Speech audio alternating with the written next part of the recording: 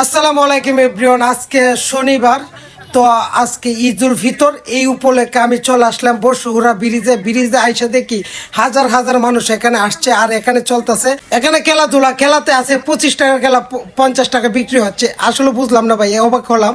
আর এইদিকে দেখতে পাচ্ছেন নারী তো চলতে আছে, আর ট্রলার তো চাইতে আছে, বাটি তো বাটি আসলে ঐতিহ্যবাহী জিনিস আছে। ট্রলার দেখতে ভালো লাগে। আর বসুগুড়ার ব্রিজে এত ভালো লাগছে, আমি বললে আপনাদেরকে বুঝাইতে পারতাম না। তবে আপনাদের কাছে দেখে কেমন লাগছে সেটা একটু কমেন্ট বক্সে বলে যাবে।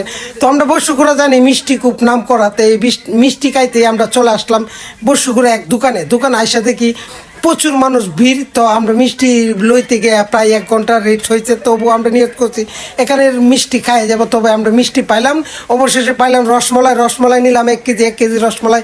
আমরা 5 জনে খাইতেছি, তো বেশি নিচ্ছি না, কারণ অতিরিক্ত কোনো কিছুই ভালো না। এই খাবার বেশি খাইলে পরে হজম হবে না। তবে আপনারা ভিডিওটা দেখে কমেন্ট বক্সে ভালো একটা গঠনমূলক কমেন্ট করে যাবে।